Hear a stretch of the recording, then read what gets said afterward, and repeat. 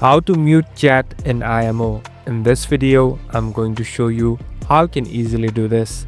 First of all, open the application. So now I'm in my home page.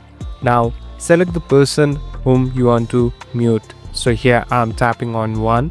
Here on the right top, we can find this three dot icon. Simply tap on this three dot icon, and here there's a section called mute.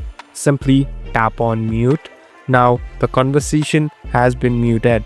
Now you can simply go back and it's all set to go. So the messages won't pop up and the notifications won't come too. So it's up to you and it's your choice what you want to do. Thank you for watching this video.